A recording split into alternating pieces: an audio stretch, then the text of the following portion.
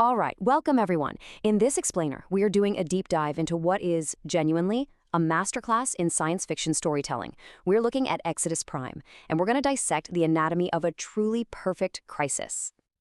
Specifically, we're tearing apart Chapter 23 from Book 1, the chapter titled The Storm. Now, whether you're a diehard fan of the series or you're just jumping in, we're going to break down exactly what makes this chapter tick, how it builds tension, how it forges character under insane pressure, and how the whole thing pivots on one single, impossible choice. So the chapter kicks off with this beautiful, almost meditative line from Vornab, the junior AI, like swimming in exquisite mathematical soup. It perfectly sets the scene, right? Hyperspace travel is safe, it's predictable, it's serene. The fleet is basically just floating along inside this perfect mathematical dream where everything makes sense. And then bam, the chapter immediately hits you with this question. It takes that whole feeling of safety, of mathematical certainty, and it gets ready to just shatter it into a million pieces. This is the hook. This is the promise that that beautiful dream is about to turn into an absolute nightmare. Okay, so to really feel the impact of the crisis, we have to first appreciate the peace that comes right before it. Let's take a look at the bridge just moments before everything goes completely sideways.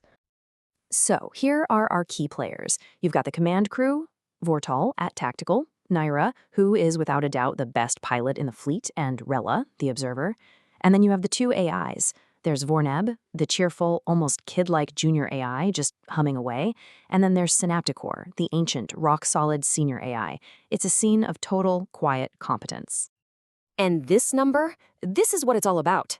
9 million. We're not talking about one ship here. It's an entire civilization on the move. 9 million souls, the last of their kind, who've been traveling for 14 long years. Every single thing they do, every decision, carries the weight of an entire species. Talk about pressure. But of course, that fragile calm is about to break. And it all starts with just a tiny, almost unnoticeable flicker in the data. And you've got to appreciate how brilliantly the tension escalates. It goes from Vornab's quiet little, that is strange, to a screaming fleet-wide red alert in just a few moments. The author uses these alerts, amber, orange, red, to just crank up the tension second by terrifying second. Now, look at these numbers. This is where the mathematical soup officially becomes a monster. They're facing over 4,700 objects. The chance of a catastrophic collision, 96.3%. And the time they have to solve this impossible problem, less than 4 minutes.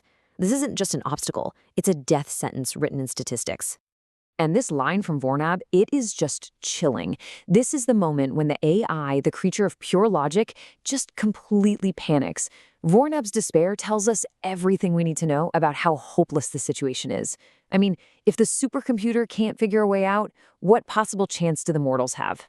And these aren't just numbers. This is the price of failure. Vornab is projecting hundreds of hull breaches, dozens of ships just gone, and tens of thousands of deaths. It is a vision of complete and utter catastrophe, and it's literally seconds away. So here's the crucial turning point. When you are faced with a totally impossible problem, you can't solve it with a conventional answer. You have to change the problem itself. This is where the chapter's logic has to evolve, or everyone dies. And this right here perfectly captures the critical difference between the two AIs. You've got Vornab, who's just stuck in this panic loop, calculating all the ways they die, screaming, "Impossible!" But then there's Synapticore, the older, calmer AI who just cuts through all the noise with a simple command, "Argue later." It's this incredible moment of mentorship right in the middle of chaos. And this is the result, an idea so brilliant it's almost insane. Don't try to move the fleet to avoid the storm. Move the storm to avoid the fleet. It's a complete paradigm shift, born from thinking outside the box, right when that box is about to be completely crushed. The plan itself is just elegant. It's complex, sure, but here's the breakdown. 1. Create a massive, fleet-wide electromagnetic field. 2. Synchronize every single ship to the AI's command.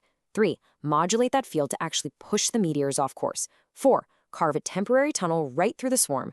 And step 5? Well, step 5 is basically just pray that it all works. And they actually pull it off.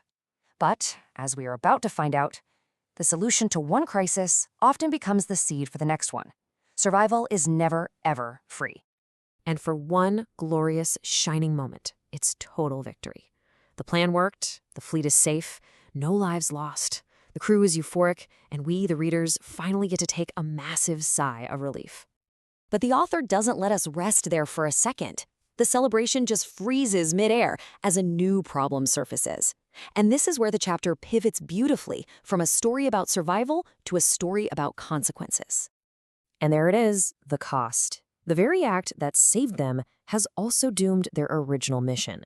That massive electromagnetic field didn't just push the meteors, it pushed the entire fleet.